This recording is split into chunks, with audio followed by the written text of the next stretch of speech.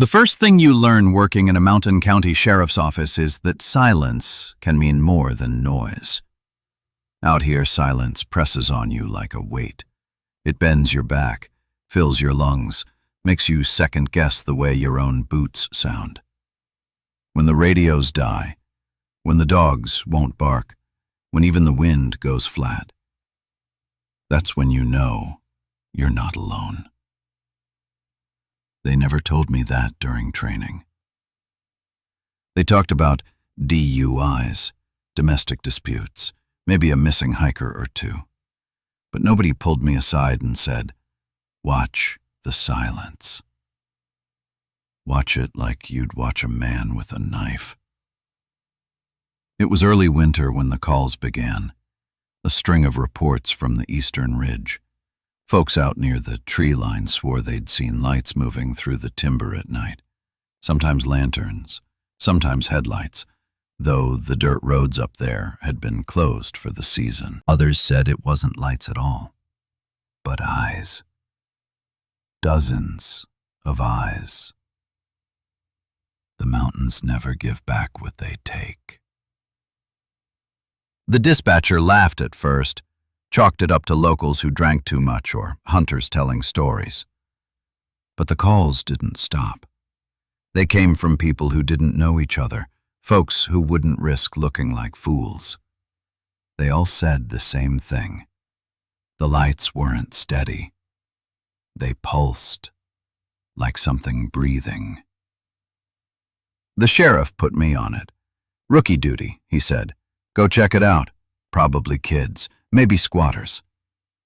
He slapped my shoulder, but his eyes didn't smile.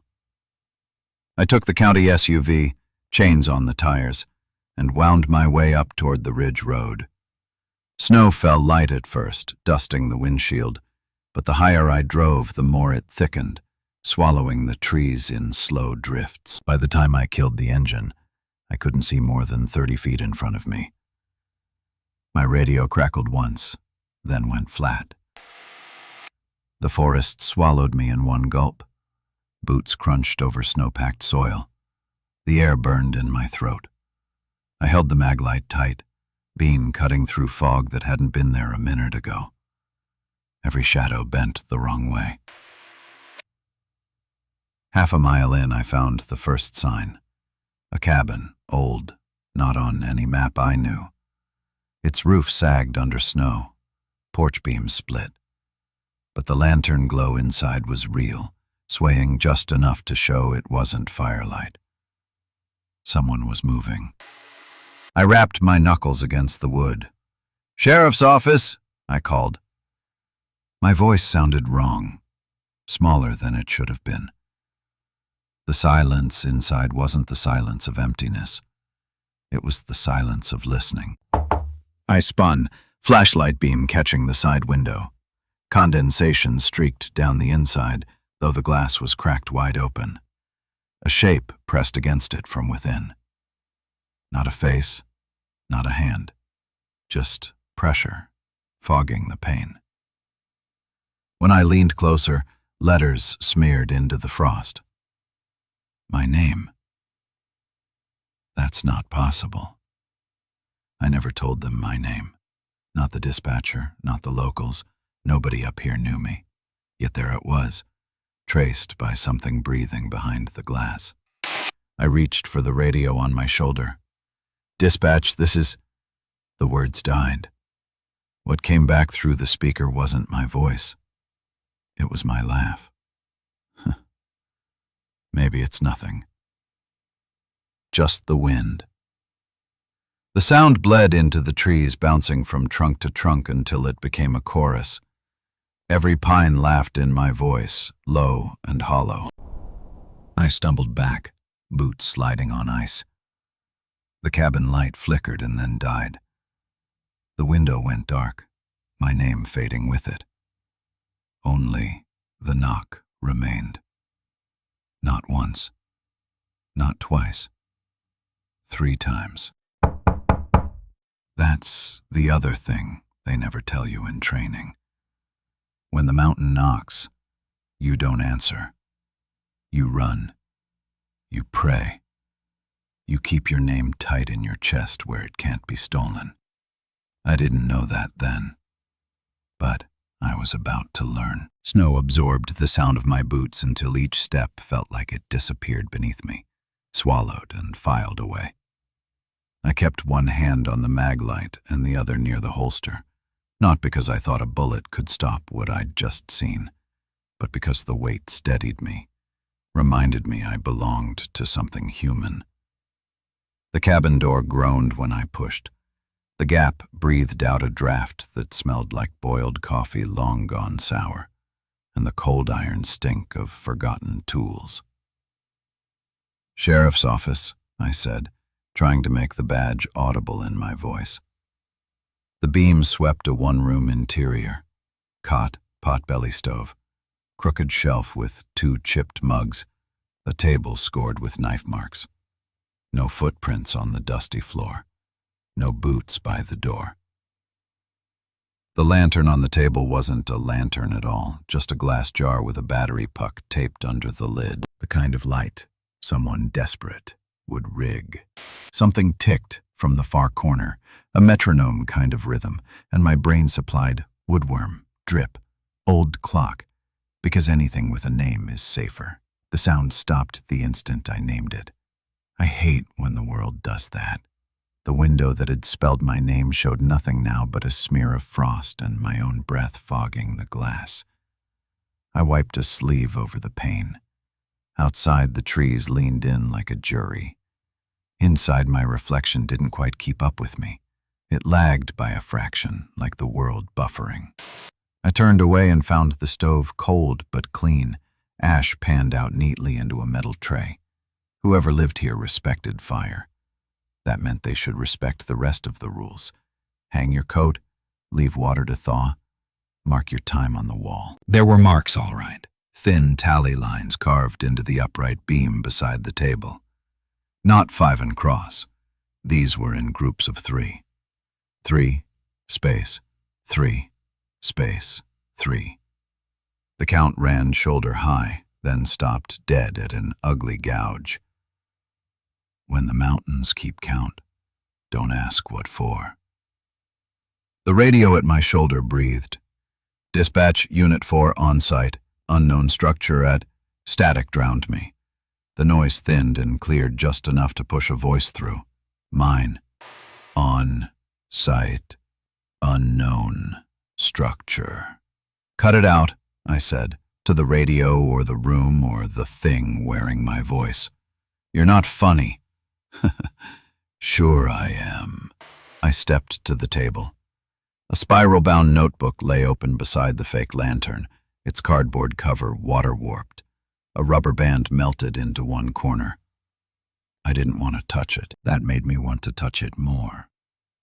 The page stared back in pencil that dug hard into the paper, each letter carved like someone wrote against a moving truck bed. Do not answer the knocks. Below it, in lighter hand, 3 words I had already failed at. Trust your name. The next page clung to the first.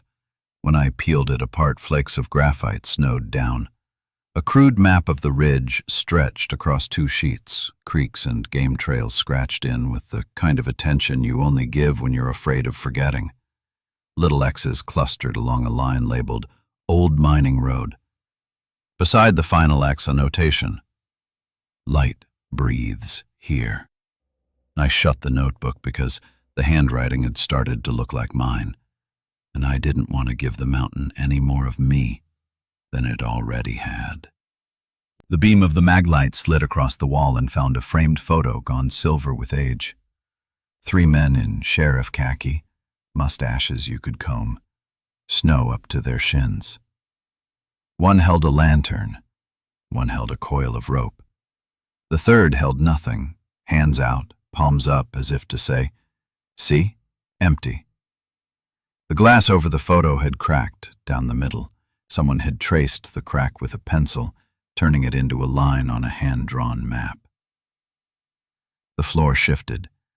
Not a settling shift, A shift like someone walked from the stove to the door and forgot to make footsteps. I angled the light low. Dust on the boards showed no tracks but mine. Fine. We could pretend together. I backed to the threshold and stuck my head out. The snow took my breath with both hands. The line of pines to the south had rearranged. No, that's not possible. Had seemed to rearrange. A slight bow inward like they'd agreed on some private signal. Past them, the mountain dropped into a gulch and climbed again. A light pulsed once on the far hillside. Not a house, not a car. Something like a lantern left under a blanket. I clicked the beam off and waited. 10 seconds. 20. 30. The light breathed again. In. Out. Too slow for electricity. Too regular for accident. My skin crawled in a way the Academy never warned about. Don't follow the breath. You're a grown man, I told myself, which is the kind of thing you only say when you feel 12. I stepped onto the porch. Snow surrendered under my weight with that low, damp sigh. The cabin door settled against my hip like it preferred to be shut. I'll be back, I said, and hated that I'd promised a building anything. The trail down from the porch wasn't mine. The toe marks pointed toward the trees, heel toward the steps. Whoever left them had been in a hurry. The pattern measured wrong, though. Left, right, left, left. The fourth print was a second left. I walked beside the trail instead of in it. If the mountain wanted me to step into a stranger's stride, it would have to work harder. The trees absorbed me. Branches kept the snow off, but pressed cold fingers against my jacket, testing the fabric, ticking notes on seams. 100 yards in, the breath light blinked again, lower now, like whoever carried it had crouched, or like it wanted me lower to the ground. My knees pocked as I complied. Dumb, but there it is. We all bow to something. I let the beam flick live for one sweep. No bodies, no tracks. Just a chokecherry bush with black fruit dried to paper and a tin coffee can wired to a branch. Hole punched in the bottom. The can pulsed. The hole glowed, dull red, breathing out a thread of firefly light, then inhaled until it went black. A trick? A battery? Heat shouldn't live out here like that. I reached to touch the wire and the can sighed. That's the only word for it. A sound like relief, like recognition. Who set you? I asked, like the can would rat someone out. My breath smoked and drifted east. The can's breath drifted west. We fogged the gap between us into gray lace. Behind me, 3 soft taps stitched the trees together. There is no glass in a forest. I turned anyway.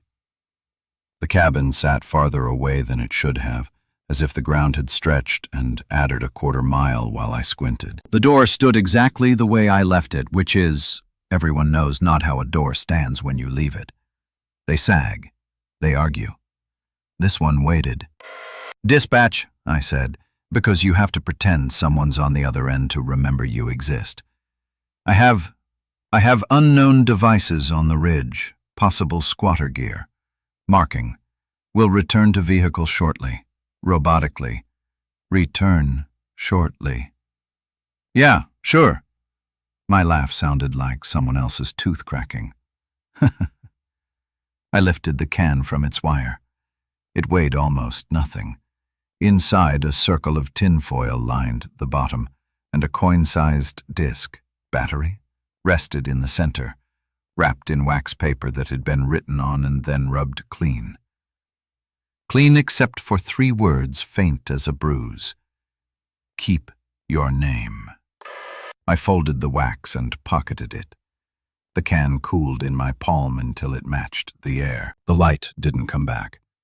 2 more cans hung deeper in the timber, dim eyes that had already decided they didn't need to blink for me again. I put the first back exactly how I found it, because superstition is just experience you haven't explained yet. On the way to the porch, the world shifted sideways. Not a noise, not a tug, an agreement I hadn't made. I walked across my own tracks, and the pattern didn't match.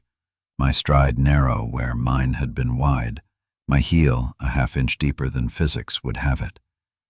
I held my breath and stepped onto the first step. The door swung gently under my hand. Inside, the notebook had crept 3 inches toward the edge of the table. The fake lantern had rotated to face the door. The photo on the wall had fallen to the floor, glass cracked anew into a second line that, if you laid the 2 fractures over the map, pointed straight at the gulch where the breath light lived. I didn't pick the photo up. I didn't write the lantern. I did what the pencil message had told me. I said my name out loud, not to give it away, but to remind it who owned it. Then I said something I had no right to say in a place like this. If you want me, you know where to knock. We do. The window fogged, letter by letter from the inside. I backed to the door, fingers on cold iron, watching the strokes curve. They didn't spell my name this time. They spelled stay. The ridge road never sat quiet like this. Even in winter you should hear coyotes, owls, branches knocking each other around in the wind. But that night the trees breathed in unison, pulling the silence tighter until I felt it cinch across my chest like a belt. I pushed farther down the path, beam cutting through black cedar trunks lined like soldiers. Every few steps I checked my watch.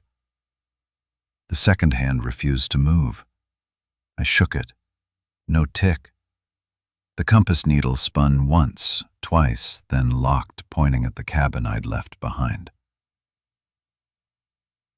The ground changed, too. Snow gave way to patches of exposed earth, wet and dark, though the temperature dropped with every step. My boots squelched. When I raised the light, the soil was gouged deep with marks that didn't belong to any animal I knew. Spirals, circles, perfect arcs carved inches into the dirt, each one wide enough for a man to stand inside. The mountain keeps its own records. I knelt at the nearest spiral. My fingers hovered an inch above it, and the air felt warmer there, like heat rising from asphalt on a July afternoon. I didn't touch it. The notebook's warning throbbed in my skull. Do not answer the knocks. Trust your name. The beam hit another mark, this one carved into a tree. Circles burned into cedar bark, lines curling inward until they tangled into something like a knot. I reached closer, glove almost brushing the grooves. The bark pulsed faint orange, as though embers still smoldered beneath the wood. Nope, I muttered, stepping back. My voice shook, thin and smaller than I wanted. The trees shifted. Not with wind, there wasn't any, but with intent. They leaned closer, branches bending as if to hear me. The forest stories came back in pieces. Miners gone missing, hikers walking in circles until they wore paths into their boots, kids swearing they heard their own voices calling them deeper. We used to laugh at them in the station. Now the laugh crawled in my throat and stayed there. Cute. Real cute. I killed the beam, letting darkness collapse over me. Sometimes, if you let the dark settle, it tells you more than light. For 30 seconds I stood blind, ears straining. At first I heard only my pulse, then faint, knocking. 3 taps, measured, patient. Not from the cabin, not from behind me. From the tree directly ahead, 10 feet away. My skin froze. Trees don't knock. The radio at my shoulder clicked alive. Knock, knock, knock. My own voice, warped into a child's rhyme. Then, static swallowed it whole. I wanted to turn back. I wanted to walk fast, call it a prank, and file the report. But the spirals spread out in every direction, widening, pulling me toward the gulch, and when the light pulsed again across the slope, I followed like something leashed. The trail opened into another clearing. At its center, the snow had melted in a perfect ring. Steam rose faintly, as though the earth itself still exhaled. Inside the ring stood a single post of timber, hacked crudely from a tree, bark stripped away. Nailed into it was a sheriff's badge, tarnished, rusted, split down the middle. I knew the design. It was the old issue, the kind they retired decades ago, the kind my predecessor's predecessor would have worn. I reached up without thinking, fingers brushing the metal. It was warm. Give it back. The whisper licked the fog behind me. My knees almost buckled. I spun the light fast across the tree line. No bodies, no eyes, just snow, spirals, spirals. The fog leaning closer. The badge quivered against the nail. I swear it did. My name echoed once from the trees, thin and perfect. Then the ground under my boots pulsed like a heartbeat. I stumbled backward. The clearing inhaled. The lantern glow across the gulch blinked once, then died completely, leaving only black. My hand went for the radio. This time I didn't call dispatch. This time I said my own name out loud, steady, as if the syllables themselves could keep me stitched together. The forest listened, and the silence that followed was worse than the knock. The clearing stayed quiet too long, like it was letting me decide how much rope I wanted before it cinched. I stepped back slow, beam cutting across the snow where the spirals ended. My boots broke the crust with a soft crunch, but the sound didn't echo.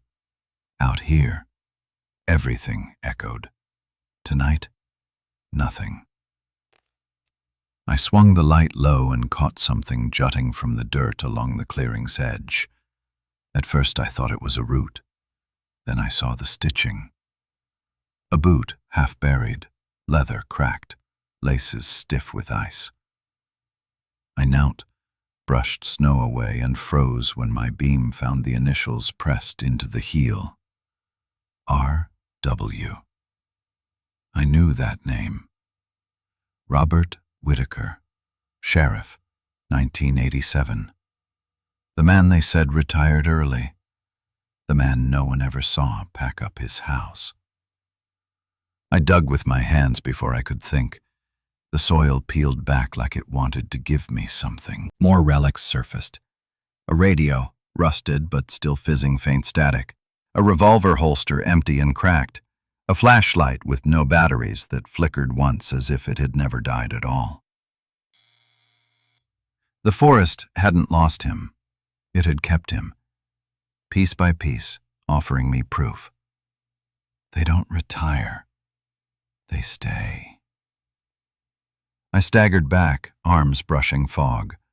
The artifacts glimmered faint, like coins left as offerings. My beam skipped to another shape. A badge. Not nailed to wood this time, just resting on the soil, split in two as if bent until it broke. The notebook in my pocket throbbed against my coat. My hand went to it. Pages fluttered before I even opened it, thin paper whispering faster than the wind. I stopped breathing. The book wanted to show me something. The page it found was a list. Dates, names, each written in different handwriting. 1987. R. Whitaker, 1999. J. Alvarez, 2008. C. Durham, 2014. L. Hendricks. And then space. A blank line. Waiting. The radio on my belt clicked. My voice spilled out. Unit 4 on scene.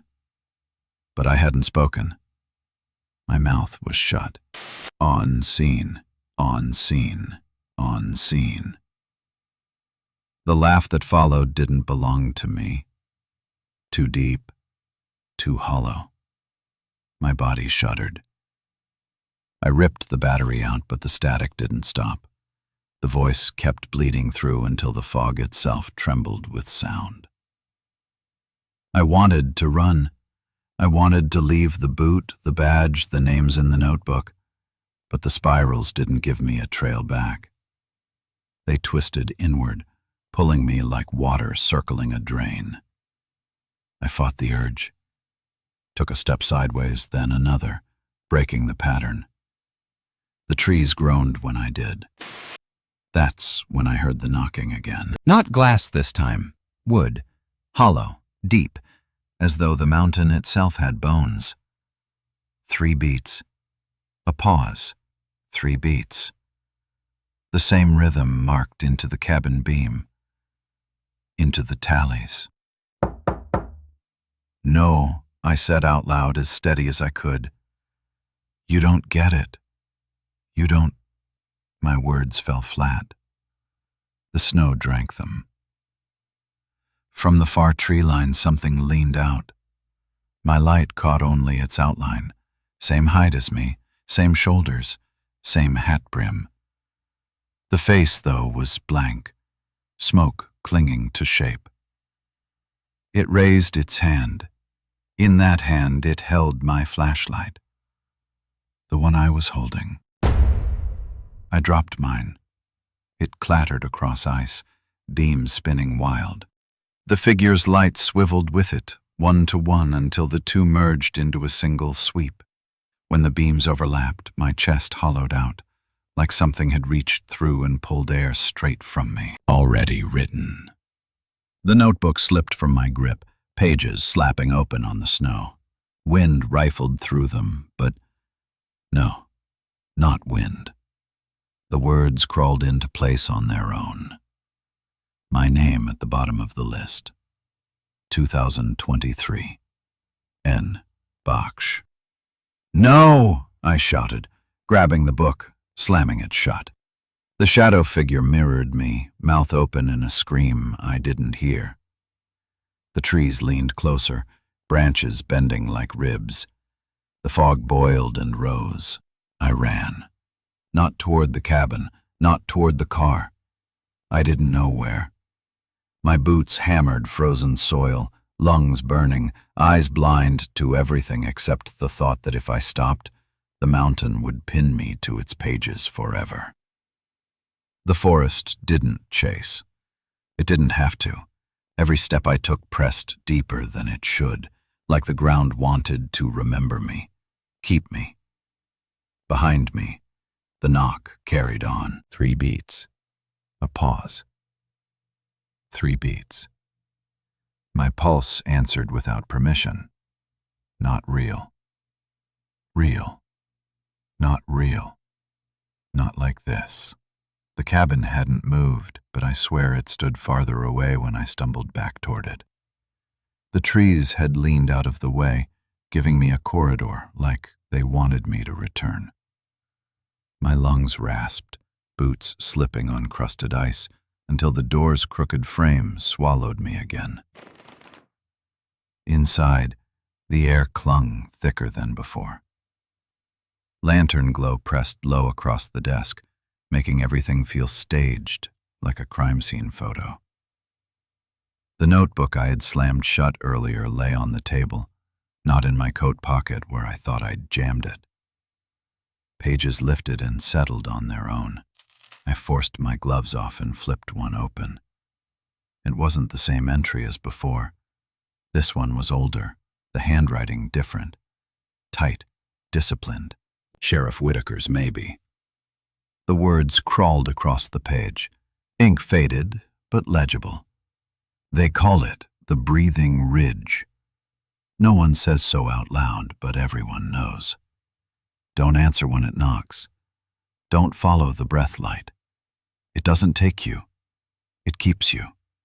It keeps you. Another page. New handwriting. Looser, panicked. Alvarez saw it in the tree line. Thought it was his son. It wasn't. If it says your name, don't say yes. Don't even look. God help me, I looked. The next page wasn't even words, just spirals drawn in graphite over and over until the paper tore through. The beam of my flashlight caught another pile of journals stacked in the corner. I crouched, dragged them into lantern glow. The covers spanned decades, logbooks, case files, even leather diaries without dates. Each carried the same warnings, phrased different but all humming the same note. Don't answer, don't follow, don't listen, don't write. The floor groaned under me, dust shaking loose from the rafters. For a second I thought the cabin was settling.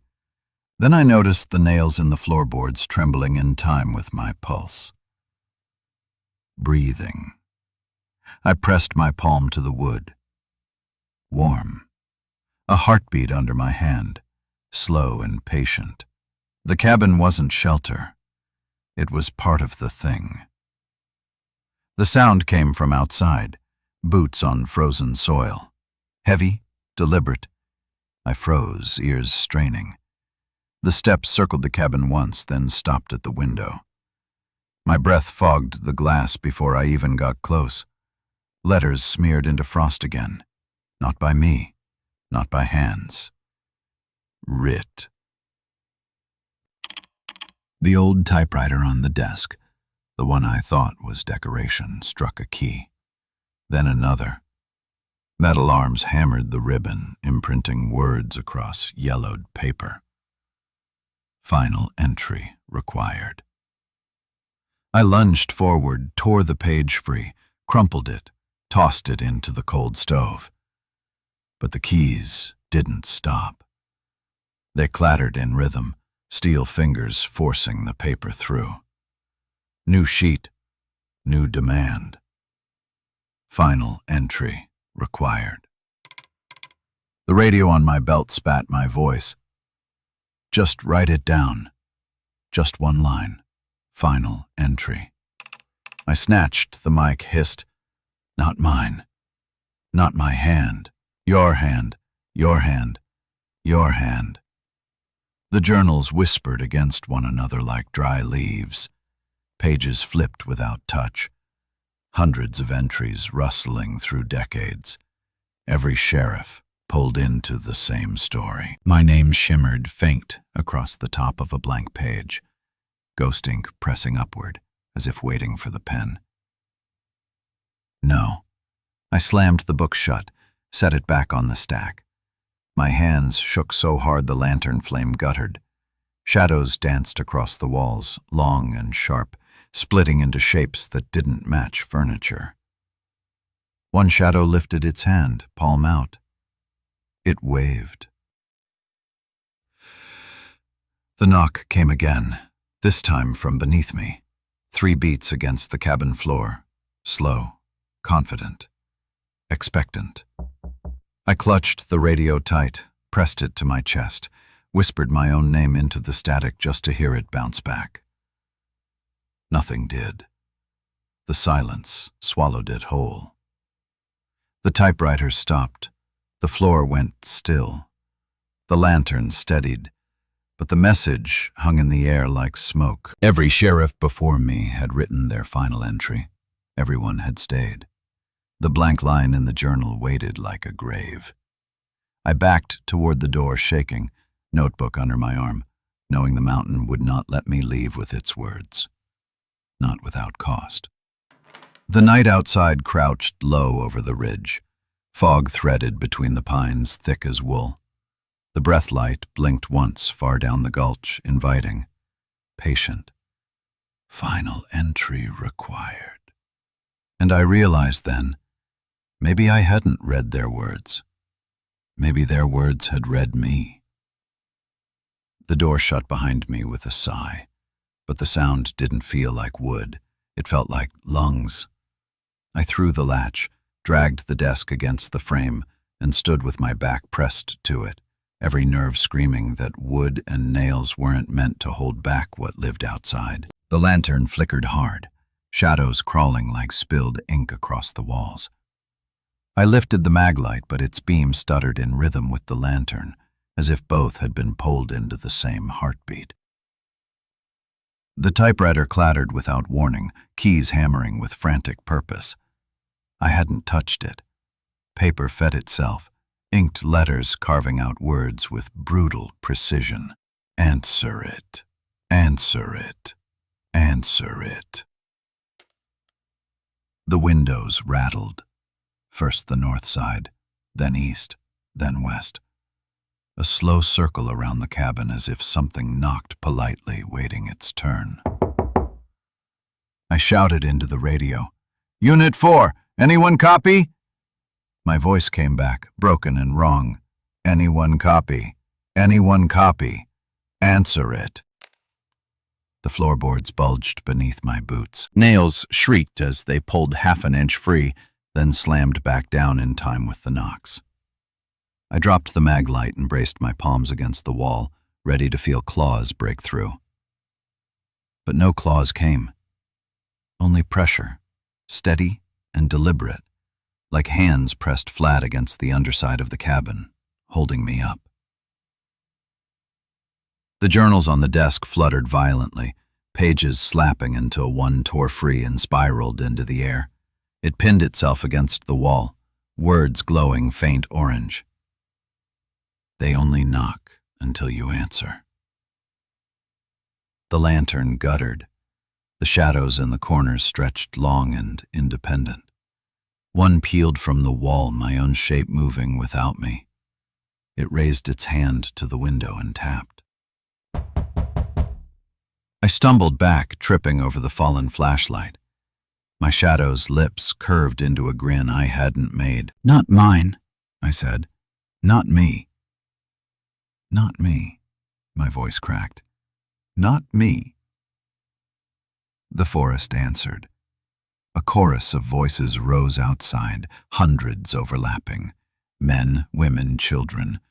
Every sheriff who came before. Every voice the ridge had swallowed. They didn't shout. They whispered, stacked into something deeper than thunder. "Write it down. Answer the knock." The walls shuddered. Dust rained from the rafters.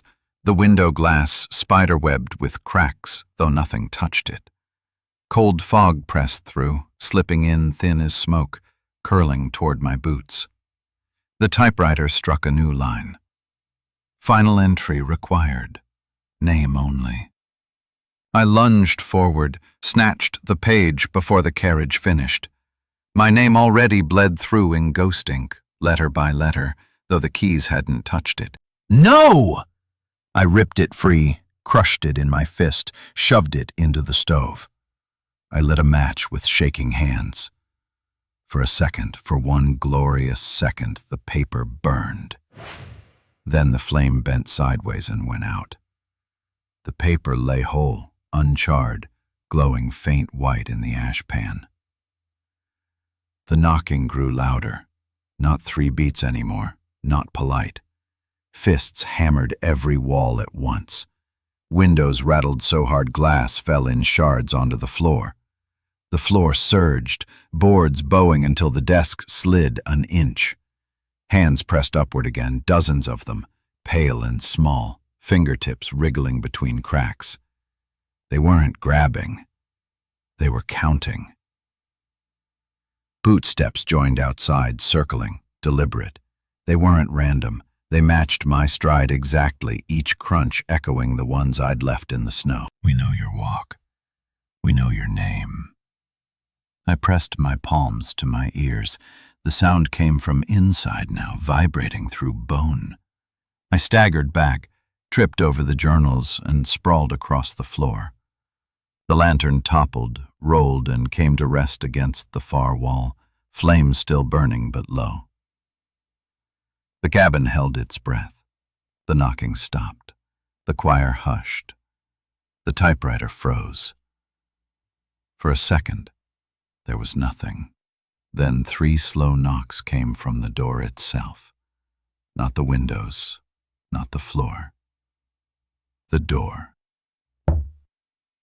I gripped the revolver at my side, hands slick, though every part of me knew bullets meant nothing to silence and fog. My mouth opened. My name sat there, hot and heavy. The door leaned inward, wood bending without splintering, as if it already knew it was mine to open. I whispered the rule into the empty air. Don't answer. The door straightened. The knocks faded. The lantern steadied. The journals lay still. But the typewriter struck one final line before sleep took me against the wall. Not yet. Yet. I woke in the chair to the sound of nothing. Not quiet. Nothing. Even my pulse felt thin, like it was debating whether to go on. The lantern flame had burned down to a stub, yet the glass chimney was cool against my hand. Outside, gray bled into the trees. Not dawn, not night. A gray that felt like it had been there too long, stretched thin, refusing to change. I checked my watch. 2:13 a.m. The same time it had been when I sat down. My compass needle, still on the desk, spun in lazy circles before clicking hard toward the door. The rules screamed to stay inside, but training screamed louder. A report had to be made. A patrol had to be walked. If something human was setting lights, traps, or worse, it was my job. And if it wasn't human? I told myself not to finish that thought. I slung the mag light, strapped the revolver, and stepped outside. The ridge trail fell under my boots, familiar and wrong at once. Snow crunched too slow, like the sound lagged half a second behind each step. Trees pressed in tight, their branches frozen mid-sway as though time had stopped in the middle of a gust. Half a mile out, I tried the radio again. Unit 4, patrol in progress, ridge trail, possible illegal camp. My voice cracked raw in the cold. The reply came sharp, clipped. Unit 4, patrol in progress, ridge trail, possible illegal camp. My voice again, just enough distortion to make me hate it. I killed the mic and pressed forward. That's when I noticed the trees had repeated. Same leaning cedar, same knothole at shoulder height, same broken branch hanging like a crooked arm. I marked it with a boot scrape in the snow and walked another 100 yards. Same tree, same scrape. My throat went dry. The spiral wasn't on the ground this time. The spiral was the trail. I was walking circles, each loop tightening around me. Not lost, just kept. I angled off the path, breaking through brush, snow dragging heavy at my shins. The forest rearranged, each trunk shifting subtle as I moved, as if the mountain wanted me in one place, and one place only. I forced my way through until I broke into a second clearing. A cabin. Not the same one. Smaller, darker. This one had no porch, no stovepipe. Its roof sagged low, nearly swallowed by snow. The door leaned half off its hinges. But the worst part? I knew this cabin. I'd seen it in a photograph in the first station log. Black and white, miners standing outside. 1904. The cabin burned down a century ago. Lantern glow leaked through the cracks, not fire, not electricity. The same slow-breath light I'd chased across the gulch. "Dispatch," I whispered into the dead radio. "Mark my location." But there was no location to mark. My voice returned, Location, mark, and then died. I stepped forward, snow surrendering under my boots. The door swung as if it had been waiting. Inside, the air stank of mildew and rot. Furniture sagged in heaps of mold, straw ticking burst from the seams. A lantern sat dead center on a crate, glowing slow and steady without a wick, without oil. I circled it once, breath fogging, stomach curdling. My reflection shimmered in the glass, but not in sync, not even close. My reflection stayed smiling when I wasn't. My hand twitched toward the revolver. I didn't draw. What do you shoot when it already wears your face? On the floor, a single logbook lay half buried in dust. I pulled it free, wiped the cover. 1904, first entry, Sheriff Dwyer. The script bled with age, but one line caught clear. Night patrol gone wrong. Lantern, not mine. If you see it, don't breathe. The lantern brightened, pulsed like a lung. The reflection in its glass mouthed my name. Breathe with me. The walls groaned, snow shifted off the roof. The floor dipped, boards breathing slow beneath my boots. I dropped the logbook and stumbled back to the door. My watch still read 2:13 a.m. I whispered the rule, the only tether I had left. Don't answer. Don't follow. Don't breathe with it. Then I ran out into the trees, into the spiral, into the silence that knew me too well.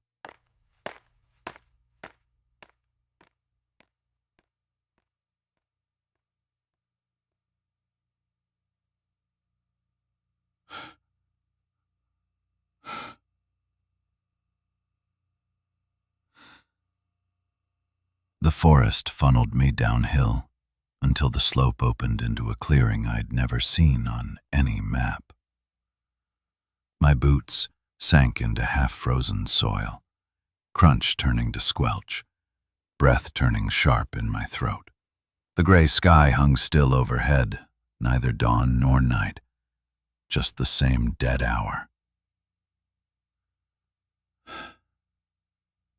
At first I thought the grove had burned. The trunks were black, scarred, as if lightning had split them in 100 storms. But when I raised the maglite, I saw the truth. Symbols. Circles, spirals, crosshatches burned straight into living bark. Some fresh, some flaking with age. The marks climbed 30 feet high, wrapping each trunk like scripture. I stepped closer. Heat bled faintly from the grooves, as though the wood itself had kept the fire alive. My glove hovered inches away. The symbols pulsed orange. I yanked back before they could brand me.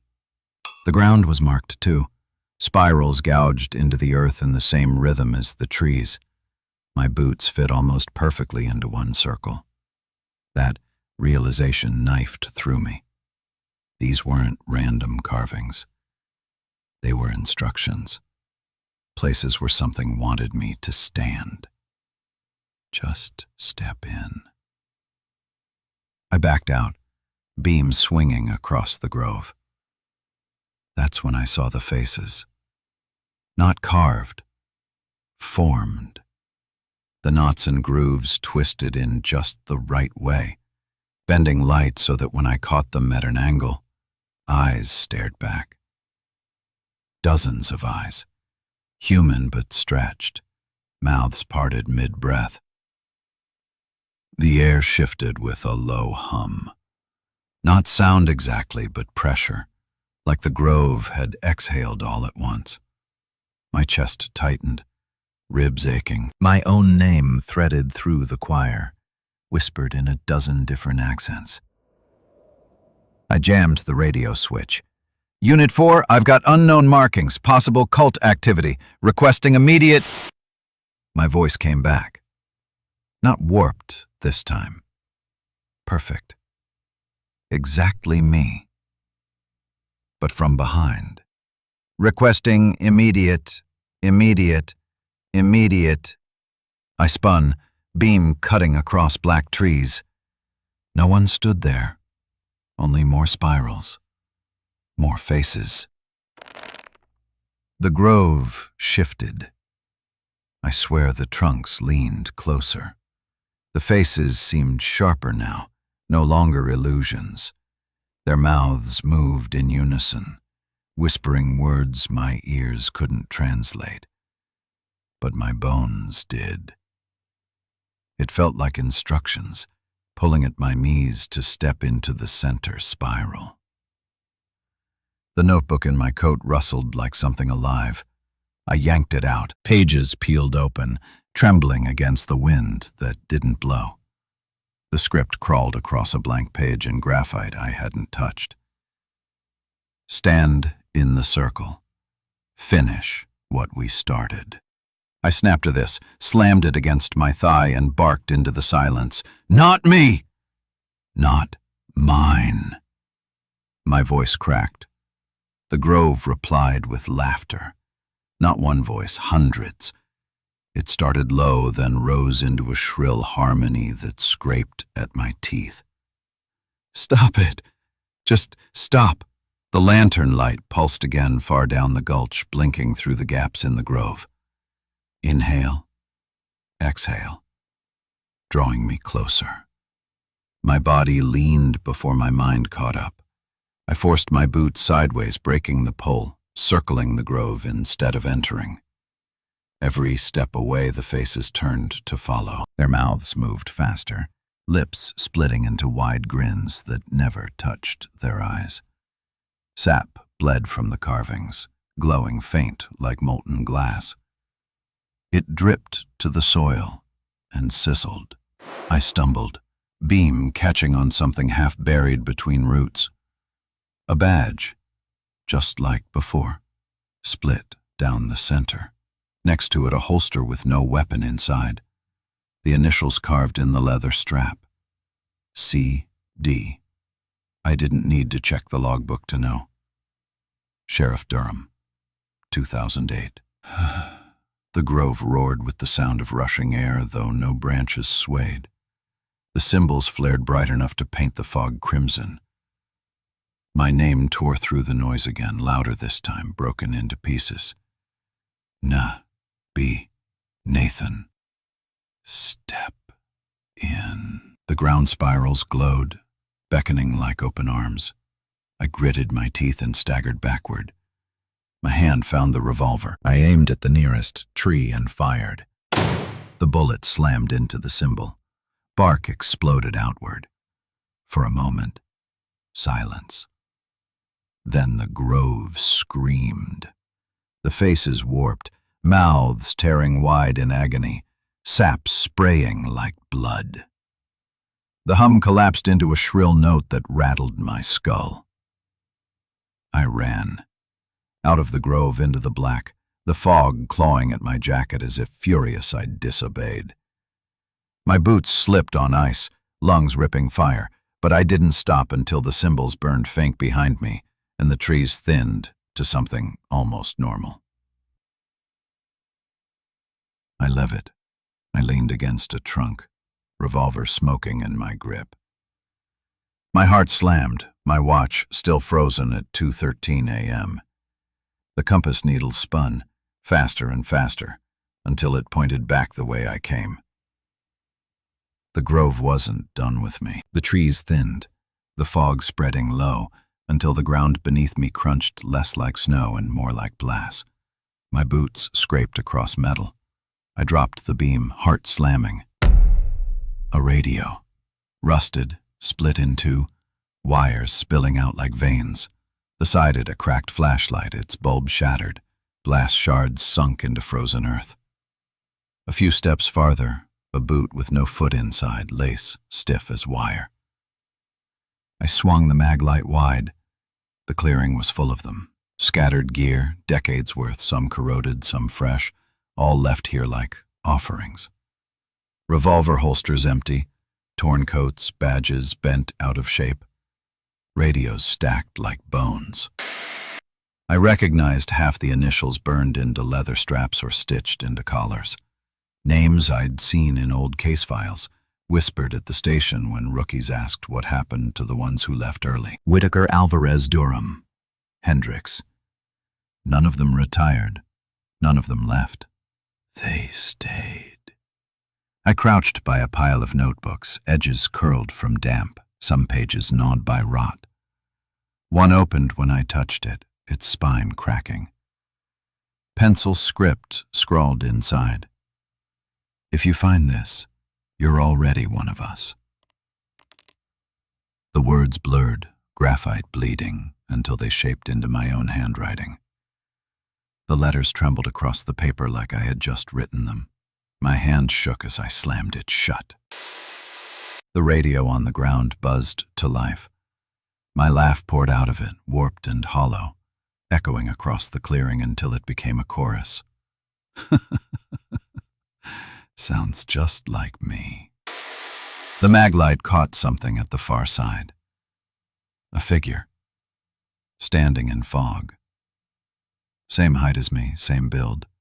Sheriff's hat brim low over a blank face. It lifted a gloved hand and dangled something between its fingers. My glove. I looked down at my own, both still there. But the figure held one too, a duplicate, dangling limp, swinging gently. I staggered back, revolver raising before I could think. The figure didn't move closer, didn't retreat, just tilted its head, then let the glove drop. The snow swallowed it, without a sound. Not me, I whispered. Not mine. The pile of radios screamed static. The boots shifted in unison, laces twitching like worms. The coats writhed, sleeves reaching toward me. I ran. The clearing seemed endless. Every direction I turned, more relics, more badges, more gear. As if every sheriff's last patrol had ended here, dragged into the same circle. I tripped over a snapped holster, skidded on ice, slammed my hand into a half-buried tin can. Wax paper peeked from inside. I pulled it free, breath shaking. Faded words scarred the surface. Keep your name. The same warning I'd found before, only this one was half-burned, letters curling into ash. The figure was closer now, at the edge of the clearing. Still faceless, still mine. It held the revolver now, my revolver, but my holster was full. The gun raised, not at me, at the sky. The cracks split the silence, a single shot tearing into the frozen clouds. My ears rang. The clearing echoed back with 100 shots, all overlapping, all out of sync, as if every gun fired at once. The fog pulsed. The ground spiraled under my boots. My balance faltered. The journals scattered across the clearing opened together, pages flipping, words bleeding upward. The names repeated, every sheriff etched into the air, the list growing until only one blank space remained. My name. I pressed both hands over my ears, shouted against the rising storm. No! Not mine. Not yet. The figure tilted its head again. Then it dropped the revolver into the snow. Just like the glove, it sank without a trace. The relics stilled. The static hushed. The fog folded back into the trees. The clearing stood silent again, as if nothing had happened. But the ground still held my boots, and I knew the mountain had measured me. The trail back to the cabin felt longer, like the ridge had grown while I was gone. The gray sky hadn't changed, still locked at that same hollow hour. Every step dragged, boots heavy with snow, though when I looked down the ground showed no prints. Mine were gone as soon as I left them. By the time I shoved through the door, the cabin breathed in relief. The lantern flame rose high without me touching it. The desk sat waiting, journals stacked neatly, as though I'd never scattered them. I wanted to leave them shut, but my hands disobeyed. The top journals slid open. Pages fluttered with no wind, ink crawling upward in fresh strokes. Final entry incomplete. Continue report. No, I muttered, shoving it aside. But another open, then another. Each page scrawled in a dozen different hands, sheriff after sheriff leaving fragments. The map moves at night. Don't let it trace you. They know the shape of your route. My eyes climbed to the wall where the county map hung. My stomach dropped. The trails weren't where they should be. The ridges bent inward. Creeks curved wrong. At the center, black ink swirled into a spiral that hadn't been there before. I tore the map down, spread it across the desk. The spiral pulsed faint red, ink glowing like hot coals. As I leaned closer, the lines shifted. The ink crawled. Trails bent themselves until they pointed directly at the cabin. The floor joined in, boards bowing, nails squealing. The spiral on the map spread across the desk, crawling onto the journals, the paper fibers glowing as they twisted into the same shape. I slammed my hand down, shouting, "Stop!" The spiral froze. For a moment I thought I'd won. Then I felt it. Heat under my palm, ink burning through the paper, searing into my skin. I yanked my hand back. A faint spiral glowed on my glove. When I ripped it off, the mark stayed faint on my palm, red as a brand. "No," I whispered. "Not mine. Yours." The typewriter clattered, carriage sliding hard to the left. Keys struck fast, hammering out one word over and over. Name. Name. Name. The radio coughed static. My voice bled through, chanting my own name, broken and wrong, each syllable stretched into a whine. I ripped the cord free, hurled it against the wall. The typewriter only grew louder. Name. Name. Name. I staggered back, hand pressed against my chest, whispering to myself, "Keep it. Keep it. Don't let them." Steps circled outside, slow, deliberate. Then they stopped. Silence stretched thin. 3 knocks pressed against the window. I froze. The glass fogged, letters forming against it, same as before. This time they weren't my name. They were instructions. Draw the map. The journals joined in, pages flipping, ink spilling across margins, all sketching spirals, ridges, creeks rearranged into circles. My own pen rolled across the desk, dragged by no hand. Its tip touched paper. Ready. "No!" I snatched it mid-stroke, snapped it in half, ink spraying across the map. The spiral bled dark, lines breaking, dripping to the floor like tar. The cabin roared in anger. Windows rattled, lantern flared. The floorboards surged upward like a chest inhaling. The journals screamed, pages tearing themselves free, flapping like wings before slamming against the wall. Dozens plastered into a shape, a face, blank, waiting. I stumbled to the stove, stuffed pages into its belly, lit match after match. Paper curled, blackened, flaked to ash. But even in flame, the words didn't die. The smoke crawled up the chimney in spirals. The cabin quieted. The journals lay still. The map sagged limp on the desk, its lines blurred, melted. For the first time since I arrived, I thought I'd broken something the ridge wanted. Then the typewriter struck again, one final line, measured, slow. Not enough. The lantern flickered low. The floorboards went still. The silence pressed close, heavier than ever. I stood trembling, ash smeared across my hands, staring at the faint spiral burned into my palm, glowing steady like a second heartbeat. I wasn't free of it. The mountain had already written me down. The lantern guttered low, its light shrinking to a weak circle that barely reached the corners of the cabin. The shadows there lengthened, stretching into shapes with shoulders, arms, heads tilted just enough to mimic a person. The typewriter sat quiet now, carriage tilted, but I didn't trust it. The last page still read, "Not enough." Black ink, heavy as coal. I shoved it aside, set my revolver on the desk, and pressed my ear to the wood floor. The heartbeat came faint, steady, like something breathing under the cabin. The knock followed, slow, deliberate, from beneath my feet. 3 times, then silence. The windows rattled next, one by one circling me. North wall, east, west, back again.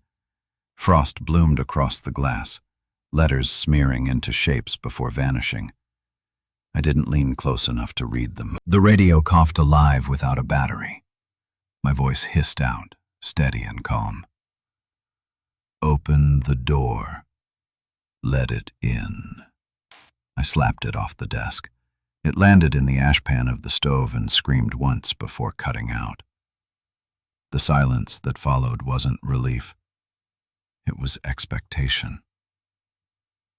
Something heavier pressed against the east wall. Boards bowed inward, nails squealed.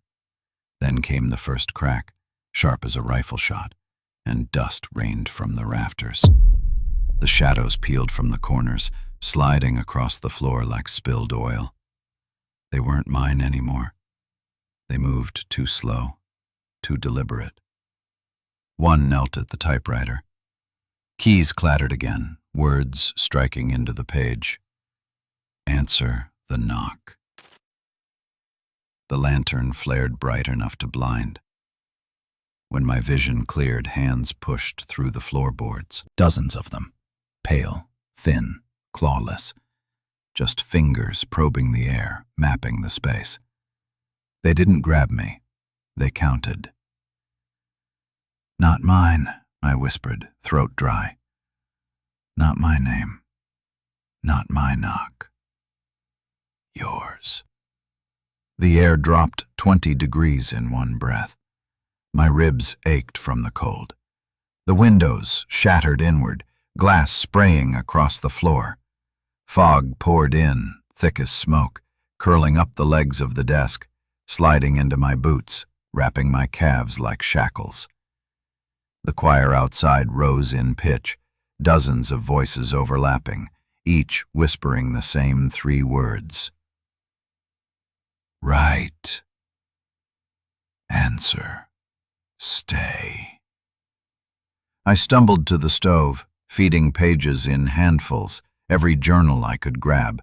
Flames leapt high, but the smoke that poured up the chimney spiraled unnaturally, curling back down into the cabin like a noose.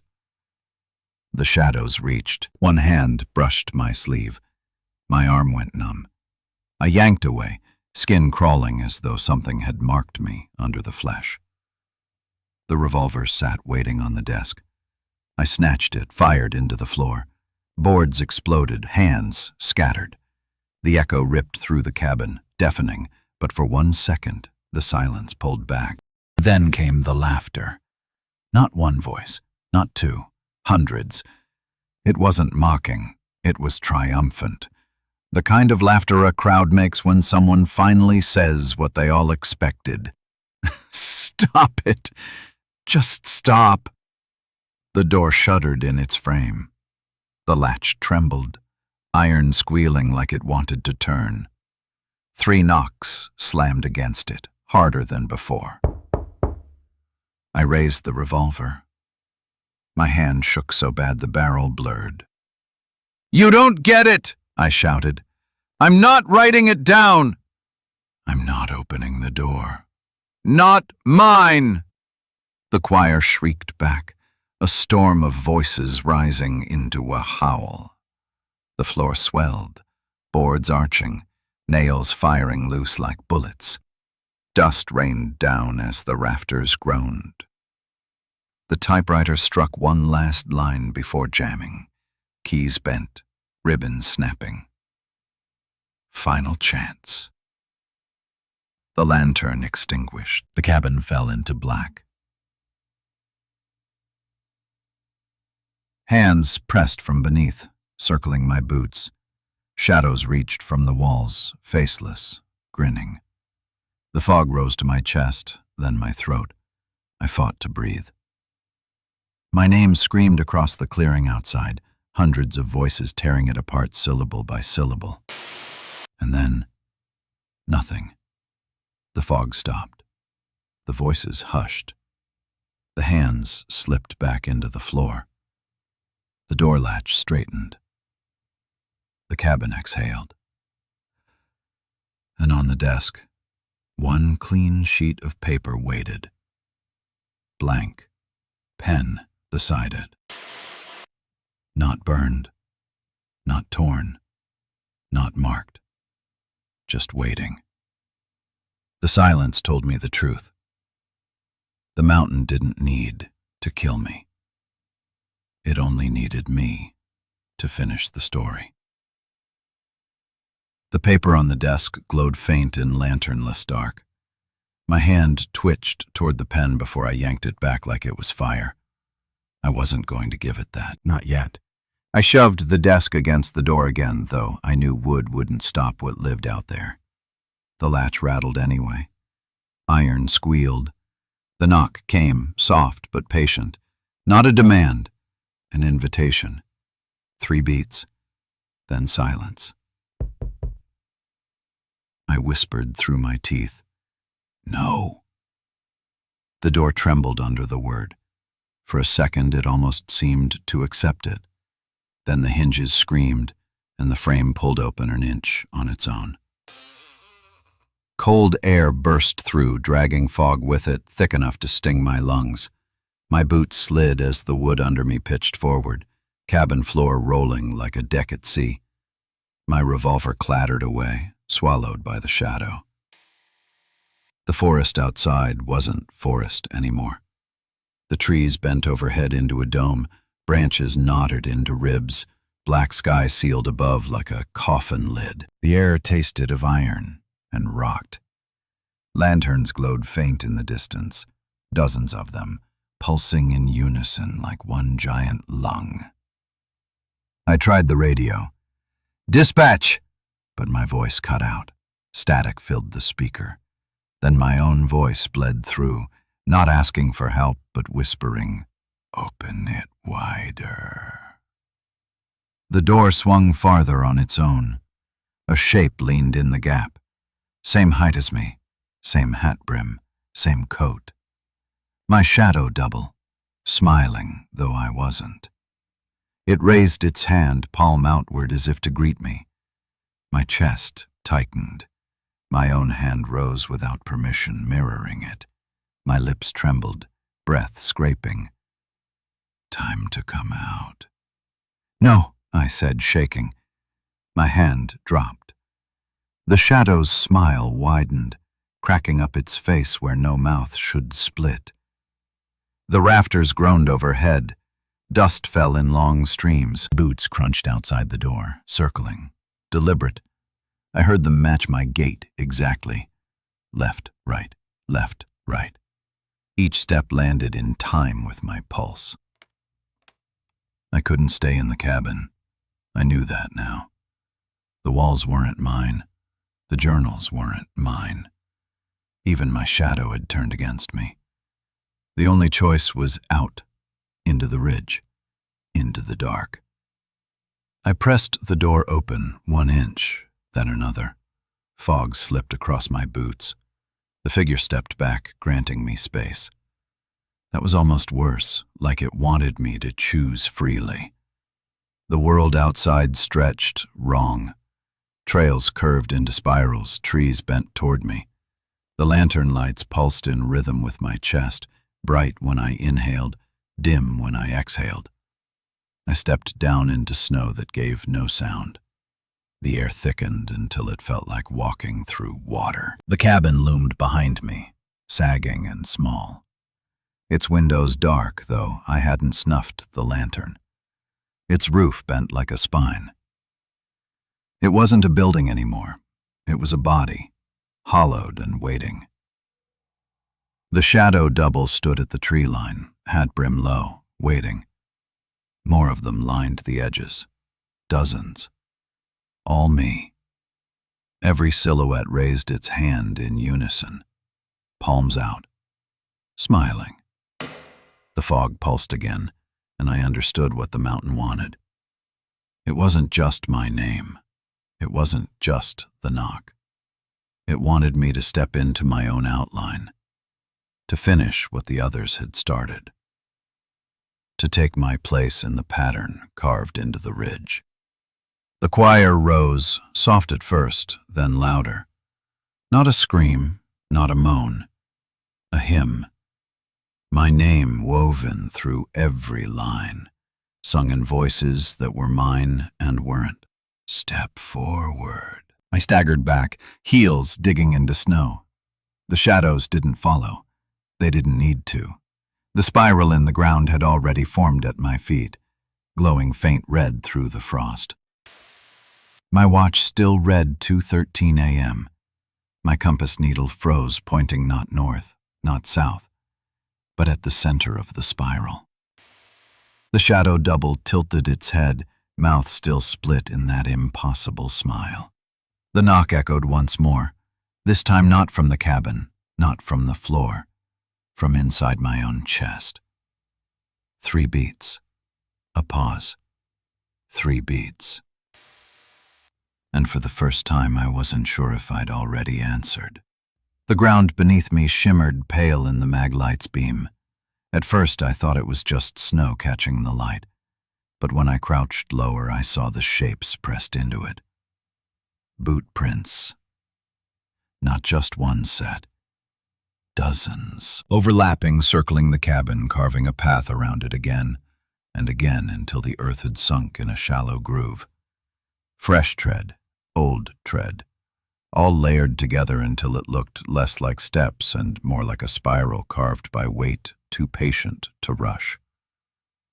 I pressed my boot into the nearest print. It fit perfectly. Too perfectly. The depth, the angle, the stride. All mine. I staggered back. The prints didn't just circle the cabin. They led outward, branching in trails, curling away into the woods. I followed one with my eyes until it vanished into fog, then blinked as I realized another trail led right back to me. The pattern wasn't random. It was mapping me, repeating my steps over and over until it owned them. The forest went still. Even my breath seemed muffled. I crouched to examine one print closer, fingertips brushing the edge, warm. Not from me. I hadn't been here. My knees locked, throat closing. Someone, something, had walked my path before I did. We walk with you. The prints shifted as I watched, snow melting just enough to deepen one stride, then another, as if invisible boots were pacing right now, right beside me. The sound caught my ears, faint crunching, perfectly in sync with my heartbeat. I turned fast, beam sweeping. No one stood there, just more prints forming in the snow as though pressed by nothing. They circled tighter around me. The cabin groaned, its walls bending like ribs. I backed toward it, boots slipping, until my shoulders brushed the doorframe. My eyes flicked down. fresh prints stamped across my own boots, overlaying them, erasing me. I lunged inside, slammed the door, braced it with both hands. My chest heaved. The knock came immediately, hard and steady, not from outside, from the floor beneath. I shoved the desk back against the door, dragged the journals into my lap, flipping pages for anything that might anchor me. One scrawl caught my eye, a messy line inked in red.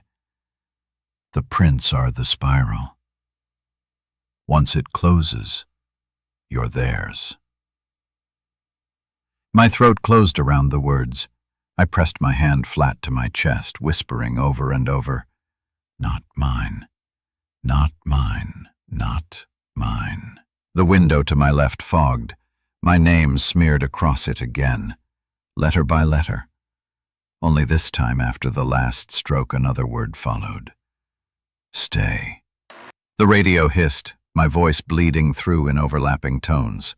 Stay, stay, stay. The lantern flame pulsed with my heart, brighter with every beat. I realized then what the spiral was doing. It wasn't just copying my steps. It was sinking me, slowing me down until my heartbeat matched the knock, until my breath matched the fog, until my body fit inside the spiral's rhythm. The choir rose outside, soft and terrible. Not screams, hums, a low vibration that shook the glass. My prints stamped deeper in the snow, even as I sat locked inside. I clutched the journal to my chest and whispered my name until my throat cracked. Mine, mine, mine. The knock softened, polite again, as though amused. The silence after stretched so long my ears rang. When I finally dared to peek through the window, the prints had stopped, but the spiral was complete, a circle around the cabin unbroken, and at its center, me. The lantern hissed, glass chimney rattling as though the flame inside wanted out. I sat frozen, staring at the circle of prints outside the window when movement flickered in the corner of my eye. My shadow. It stretched long across the far wall, cast by the lantern, shoulders slouched like mine, hat brim bent just so. But something was wrong. When I lifted my hand to rub my temple, the shadow didn't move. My breath caught. I raised my hand again. Nothing. The shadow stayed still, arms folded across its chest. I stood slowly. The shadow straightened, finally moving, but not in sync. It turned its head toward me, smile curling wide where no mouth should be. "You look tired." The sound came from the wall itself, not from my throat. I stumbled back, hip catching the desk. The journal slid, pages flapping open as though applauding the trick. The shadow peeled from the wall. It stepped forward, feet soundless, body flat as ink but moving like flesh. My knees locked. It circled the room, light bending wrong around it until it stood across from me, matching my stance. I whispered my name, once, twice. My lips cracked. The shadow whispered it back, slower, savoring each syllable. The dead radio croaked to life, repeating my name in that same stretched tone. Nathan. Nathan. I slammed it off the desk. It hit the floor, speaker still buzzing. The shadow bent and picked it up, holding it to its chest like a treasured thing. My revolver sat on the table. I lunged for it. The shadow mirrored me faster, hand closing on the gun first. It raised the barrel, leveled it at my head. My holster was still full, my gun was still mine. Yet here it was, in its hands. "Not real," I whispered. "Not real, not." The shadow pulled the trigger. The hammer dropped, but no bullet came. Instead, the typewriter slammed one word onto the page. Bang.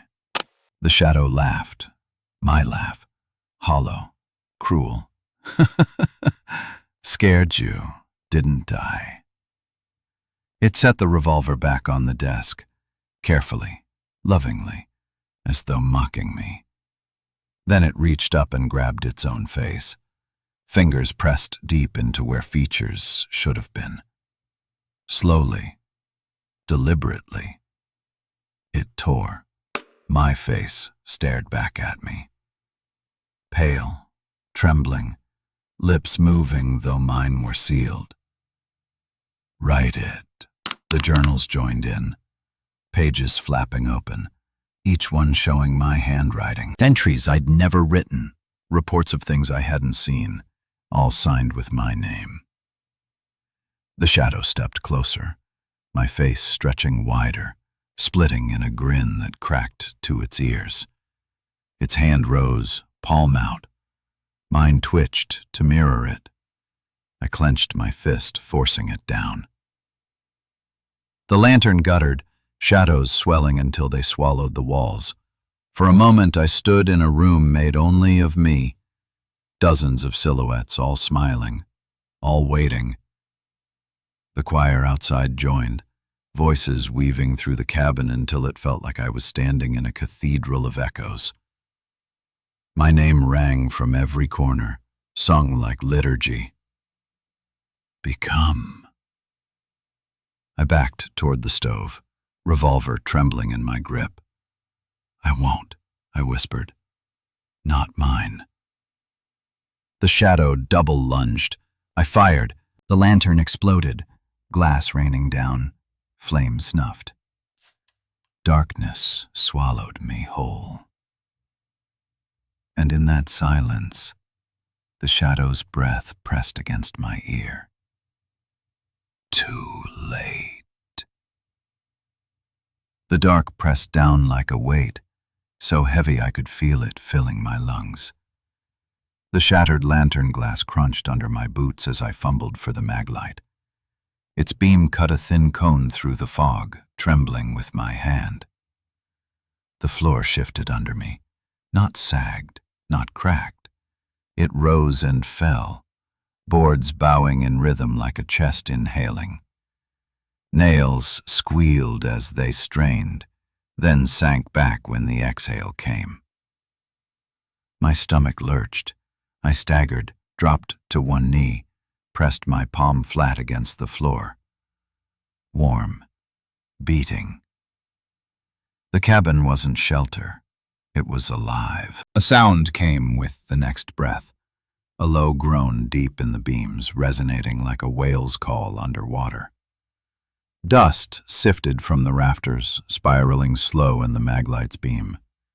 The journals on the desk opened themselves, pages rising and falling as if lungs too, each exhale lifting words off the paper until they floated faint in the air, glowing embers spelling the same warning. Don't breathe with it. The radio sparked. My voice hissed through, not speaking but panting, each inhale ragged, each exhale shallow. With it, with it. I backed to the wall, flashlight trembling, revolver in my other hand. My shadow double was gone, but its absence was worse. The corners gaped empty as if something too large to see crouched just outside the beam. The next inhale dragged hard, floorboards rising, stove door clanging open. A small hand, pale, childlike, pressed up between two planks at my feet, fingers curling, tapping 3 times before retreating. My knees buckled. Not mine, I whispered. Not mine. Yours. The knock came again, this time from the walls, then the ceiling, then the door. The whole cabin pulsed in rhythm, inhale, exhale, knock. Inhale, exhale, knock. The choir outside joined in, 100 voices singing on the same breath, weaving into the cabin's lungs. My chest seized. Each inhale I took matched theirs, until I couldn't tell if I was breathing or if the cabin was doing it for me. I dropped to all fours, gasping, fighting to stagger out of rhythm. My hand smacked against a journal, pages already flipped to a line written in frantic scrawl. Don't sink. Don't sink.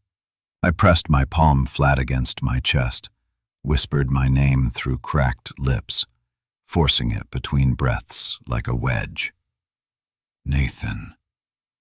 Mine. Nathan. The floor shuddered. The exhale wheezed. For a moment the rhythm broke. My lungs burned, but they were mine again. Then the walls moaned, the rafters bending as if ribs expanding. The stove coughed smoke, and out of it, shadows spilled. They crawled up the walls across the ceiling, limbs stretching into crooked branches that bent toward me. The mag light sputtered. Its beam caught one shadow, pinning it for a second. It twitched and shrank like a bug in flame, but the others only leaned closer. My breath rattled loud in the silence, each inhale feeding them shape. No, I wheezed, dragging myself to the stove. My fingers scraped hot iron, feeding the journals into the flames again. Pages curled, blackened, words burning into ash. The smoke rose, spiraled, then bent back down toward the floorboards, sucked in with the next inhale. The typewriter keys clattered without warning. One word punched into the page. Breathe. I tore it free, shoved it into the fire. The word didn't burn. It writhed in the flames like something alive, then slipped out as smoke, curling toward my face. I reeled back, choking, tears burning my eyes. My breath synced again. Inhale, exhale, with the floor, with the walls, with the hundreds of voices outside. Every shadow grinned at once, mouths stretched wide, teeth sharp, though I knew shadows shouldn't have teeth. The cabin convulsed, boards bowed, rafters groaned. The door bulged inward like something was trying to crawl through. I pressed my forehead to the floor, chest heaving, whispering over and over, "Not real. Real. Not real. Not like this." Each repetition widened the cracks in the rhythm. Each denial pulled me a step back from the spiral. Like this. The cabin exhaled one last time, long and low. Dust rained in sheets. The floor stilled. The walls sagged. The silence pressed back in, heavy, suffocating. But it was silence again. The lantern relit itself, weak flame dancing in its chimney. The journals lay still. The typewriter carriage clicked back to center. I lay sprawled on the boards, sweat cold, chest aching, palms still glowing faint spiral red. I knew then the ridge wasn't just outside. It lived in the walls, in the floor, in the air I pulled into my lungs. And every breath I took inside this place gave it more of me. The silence after the last breath was worse than the knocking. It pressed down heavy, so thick I could hear the blood in my ears. The lantern's weak flame swayed in the draft, casting shadows that bent in ways the walls didn't. I braced my palms against the desk, forcing myself upright. The journals lay open where I'd thrown them into the stove, charred pages half burned, still whispering faint on the air. Not enough. The window rattled once, twice, then cracked, spiderwebbing outward without a sound. The lantern dimmed to a pinprick. My chest tightened, lungs drawing in air that tasted of rust. The glass burst inward. Shards sprayed across the floor, glittering in the weak light. The fog came with them, thick and rolling, spilling across the boards like a flood. It curled around my boots, cold as ice water, then rose to my knees. The fog wasn't empty. Shapes moved inside it. Tall, thin, bent at wrong angles. Their arms brushed the ceiling, their heads dragging shadows across the rafters. Their steps made no sound, but the floor sank with every shift of their weight. I stumbled back, revolver in my hand, though I knew bullets meant nothing here. My shadow double slid across the wall again, peeling forward, smiling, hand raised like before. But this time, it wasn't alone. Dozens stepped through the window frame, faceless but wearing my posture, my stride. The voices overlapped, soft and terrible, humming the same 3 words. Right. Answer. Stay. I shook my head hard, throat raw. Not mine. Not mine. The knock answered from inside the fog. 3 slow beats echoing through the boards under my feet. Then again from the walls. Then the ceiling. The cabin was full of it. The typewriter clattered, its ribbon snapping as letters slammed into paper. Final chance.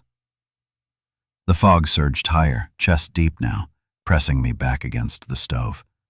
Cold burned into my ribs, each breath harder than the last. The revolver shook in my hands. My shadow stepped close enough for its grin to split across my face like a mask. It whispered with my voice. Time to stay. I fired. Once, twice. The blasts tore through fog, wood, glass. Nothing screamed.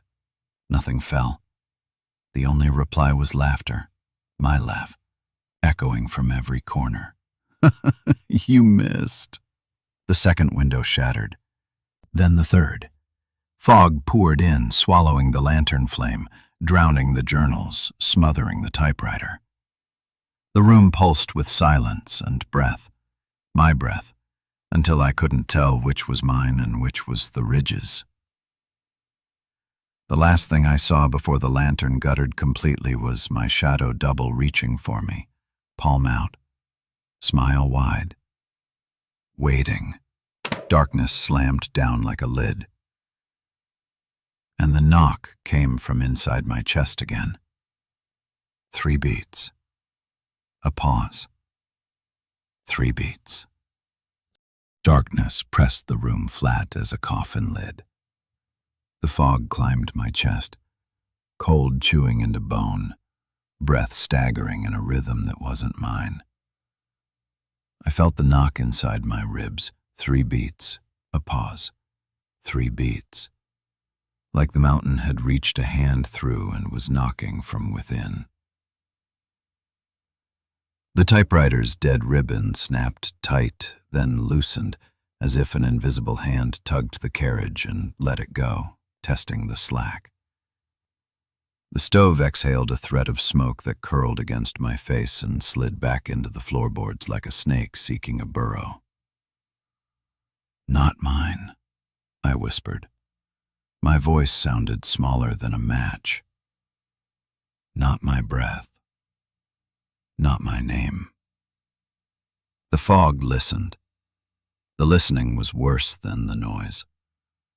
Then, pages stirred where no wind blew, journals shifting like restless animals. I grabbed the nearest logbook and hugged it to my chest like a shield. The spine was warm, alive warm, skin warm, and I almost dropped it. On the first line of the open page, letters rose like blisters. Final entry required. I pressed my thumb across the sentence and felt the words pulse underneath. The window frames were only holes now, squared mouths gulping the night. My shadow double moved through the fog, mine but not, hat brim low, shoulders tilted exactly like the ache in my own. It raised its hand to the air between us, palm outward, a greeting or a command. When I didn't mirror it, the smile tore wider across the blank of its face. The choir swelled, not loud but close, as if every mouth were a whisper against my ear. They sang the same 3 words the ridge had taught them. Right. Answer. Stay. The syllables stacked, softened, stretched until they weren't commands anymore. They were lullabies. I needed an anchor, something the ridge didn't control.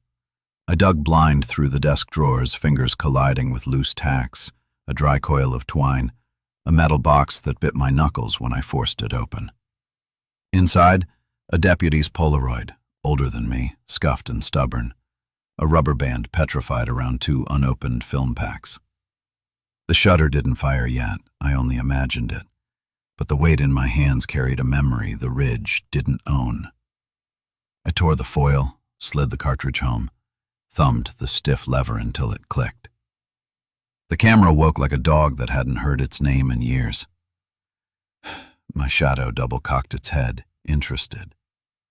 The fog surged and then pulled back undecided, the way a crowd hesitates before choosing to clap. I lifted the viewfinder to my eye and aimed at the shattered window. The silhouettes in the trees leaned closer, long arms in the rafters, the missing faces knitting themselves from smoke and shadow. My hands shook. The flash would make a noise. The noise would be a choice. Not mine, I told the camera, but make it yours. Light cracked open the room. The shapes recoiled, edges blistering into white. A square of paper slid into the dark, the motor coughing it out with a sound like a tiny, brave machine trying not to die. Fog curled around the print like greedy fingers. I caught the photograph before the ridge could. It was blank, and then less blank, and then something. The window, the trees, the curve of the spiral prints like a pale noose, and in the middle a smear where a face should have been. The smear hurt to look at, but it was caught. It had edges now. Edges matter. The radio coughed up my laugh, petty and small in the sudden light. Cute trick. The laugh folded back into the speaker and died as if it had choked on the picture. I slid the Polaroid under the logbook's cover. The book gulped once, as if swallowing a pill it didn't want, and then lay still. Good, I said, voice scraping. Another window, another mouth panted cold. I aimed and fired again. The flash blistered the fog. A second print wormed out, stubborn as a seed through hard soil. In this one, the spiral around the cabin burned bright, each tread a ring of fire. I tucked the photo under the first. The logbook quivered, then stilled again, heavier. The door breathed in, wood bowed, the latch sighed. 3 slow knocks tapped from inside my chest, answering 3 from the door, answering 3 from the floor. The world wanted to be a metronome.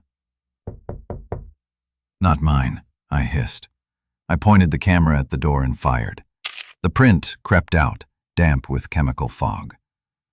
The door in the picture was closed, latch turned hard, an iron line against wood. But behind the latch, through the grain, impossible, something you don't draw if you want to sleep. A hand, flat and patient, waiting inside the timber like a fossil pressed in pine. It sickened me and steadied me in the same breath. If it can be seen, it can be named. If it can be named, it can be refused. The typewriter rattled, keys slapping. Refuse recorded, it wrote. Then, as if insulted by its own agreement, the carriage jammed and groaned. The choir adjusted key, slipping to a lower note that made the glass crumbs sing along the floor. My shadow double-stepped closer, the grin cutting deeper, and extended the hand again, palm out. The motion wasn't a command anymore. It was invitation, sympathy. A mirror saying, "This will hurt less if you let go." I shot the shadow. The flash cracked the room. The print crawled into my hand, stubborn and slow. When the fog of chemicals thinned, the shadow double wasn't a person in the picture at all. It was a copy-paper silhouette, pinned to a wall by 4 old tacks. Cheap, flat, ridiculous. I laughed. My laugh this time. The humankind that knows terror and makes a bad joke anyway. The silhouette in the picture wrinkled, corners peeling, as if the memory of it was already dying. The real shadow in front of me didn't like that. It lunged. The camera clapped against my chest. We collided in a tangle of cold and absence. My back struck the desk. The journals avalanched, slapping my shoulders, the floor, the stove door. I groped blind, found the pen, the one I'd snapped earlier. The ink still bled from the broken nib. I dragged the pen across the desk blotter and wrote what wasn't allowed. I will not answer when the mountain calls my name. The room flexed as if I had kicked a lung. The fog winced. My shadow double staggered, edges fraying like burnt paper. Outside, the spiral of footprints softened, a ring of shallow depressions instead of the perfect groove that had been. Not broken, not yet, but less sure. Again, I told the pen. Again, I will not follow the breath light. The floor quivered. Boards pressed up and then eased down, like a flinch. The machine stuttered. Counterstatement required, it tapped, petulant. Then its ribbon snapped with a little sigh and the carriage leaned to one side as if embarrassed. The cabin groaned. Old timber sound. Honest, for once. I stood, breath hitching, and lined the 3 Polaroids side by side. Window, door, shadow. Proofs. They looked ridiculous and stubborn and true. The choir fell into a mutter, 1,000 voices conferring, recalculating. The fog retreated an inch from my boots. Somewhere under the floor, something that had been counting switched to listening. Good, I said, and the word felt too big for my mouth. Good. I should have stopped. The mountain doesn't like streaks. But I loaded the last film pack with hands that wouldn't stop shaking. There's always one more picture you shouldn't take. I aimed at the desk and fired. The flash lit the journals, the pen, my hand, the logbook gaping like a small brown mouth. When the image formed, I almost dropped it. The photo showed a desk, yes, but not mine. A cleaner desk, a kind of after room. On it, the 3 pictures I had just taken, only older. Curled at the corners, thumbed by hands I didn't know. A caption penciled at the bottom border in a steady, different hand. Leave this for the next one. The fog surged as if to snatch that future back. I tucked the photo under the other 3 and tied all 4 with the brittle rubber band, then with twine when the band broke. I slid the bundle into the logbook and shut the cover hard. The book bucked once and then lay quiet, heavier again, like a heart with new work to do. 3 beats from the door, polite, patient, like a teacher who knows you understand the question and is giving you time to answer wrong. Not mine, I said. My shadow double lifted both hands, palms forward now. Surrender or benediction. The grin closed, leaving the blank of a face without any hole to speak through. It stepped backward into the broken window and thinned into fog. The ridge exhaled. It felt like standing on a platform as a freight train passed. Pressure first, then suction, then a quiet as big as the state. The lantern relit itself, tiny, no bigger than a coin of sun. I sat down slow, careful, like I might break the chair with whatever I had become. I put the pen to a clean page. I did not write my name. I wrote these instead. If you find this, your heart will want to keep time with the mountain. Break it. Count wrong. Hum off-key. Walk beside your own prints, never in them. Take pictures of what refuses to be seen. Hide the pictures where the logbook can't spit them out. Do not answer the knock. Do not breathe with it. Do not write your name. The words sat there, ungainly, stubborn, not pretty enough for folklore and not official enough for a report. Perfect. The radio tried one last time. Final entry. The tone begged without admitting it. I lifted the handset and pressed the button. Denied, I said, and put it down. The little red light, confused, clicked off. The cabin settled. The floor went quiet. The windows were only holes again, letting in a little wind that smelled of snow and iron and old sawdust. The breath light in the trees dimmed to a memory. It didn't vanish. Mountains don't vanish. They wait. Far off, under the ridge line, the choir murmured a chord that might have been respect or the promise of another try. The sound stepped backward through the timber until there was only the ordinary dark. I slid the logbook into the bottom drawer, behind a cracked protractor and a tin of patches and the folded flag somebody keeps for the kind of funerals that don't happen on the calendar. I closed the drawer and tied it shut with twine. The door swung a half-inch on its own, a courtesy or a last test.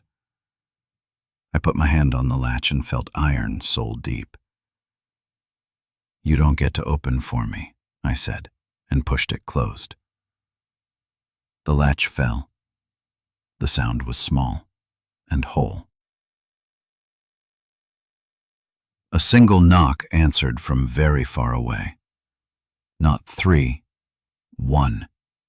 Petulant. I smiled, or the thing in me that still belonged to the county did. I gathered what gear I had left: revolver, dead radio, scratched maglite, the empty Polaroid. The camera was lighter now that it remembered its job. I set it at the center of the desk with the lens cap on, pointed at the chair where someone like me would sit one night too late. I wrote on a scrap and tucked it under the strap. For whoever hears something knock, take a picture first. One last frame clacked and spat. The image, slow, stubborn, became a small square of the desk and an empty chair and a door latch turned down tight. I slid it under the lamp base to pin it to the world. Outside, the spiral of prints had softened into a bruise in the snow. Not gone. Not a trap right this second. But the bruise knew where I lived, and I knew it knew. I stood in the doorway and said nothing to the trees. The wind moved like it had learned to be gentle for this 1 minute. The ridge breathed far below me, great, slow lungs that were not mine, and never would be. My ribs moved anyway. That is the bargain. Your heart keeps time with what will kill you until you insist otherwise. I walked out without counting. It matters. The first 7 steps were not mine. The next 7 were. By the 8th, I felt the metronome reach for me, polite as a dance partner. I kept my rhythm crooked. It hated that. Halfway to the SUV, the radio speaker burped and played back a voice I recognized and didn't. It said my name almost right and then swallowed the last vowel, ashamed of the mispronunciation. Then it tried again, softer, like practice. That was the worst part. The mountain learns. The county truck looked smaller than a toy under the trees. I unlocked it. It unlocked back. I sat. The key turned. The engine coughed twice and caught, reluctant as an old dog who still loves you. The heater blew air that thought about being warm. In the rearview mirror, the cabin was a blacker rectangle against black. Something stood in the window hole, tall, thin. My posture, my hat, It lifted a hand the way we do when we say we'll see each other tomorrow. I did not wave back. The choir took one breath with me as I put the truck in gear. I let it have that one. Then I took the next one by myself. The tires bit ice. The ridge watched. The spirals waited. The road uncoiled ahead like a string I could still hold. Just before the bend where the trees close like a gate, the knock came once. Not from the door, not from the floor, from inside my chest. A reminder, a promise, the kind of sound you take with you whether you want to or not. I said, to the windshield, the dashboard, the old radio, the patient snow. Not today. Down the hill, the dispatcher's light winked red on the tower, blinking its own slow code into the weather. Somewhere a calendar waited to be lied to about my retirement date. Somewhere a deputy would ask me later what the ridge sounds like at night. I will tell him it sounds like nothing. And that is how you know you are not alone. And if you're hearing this, it already knows you. You don't believe me, do you? The mountain did not answer. It didn't have to.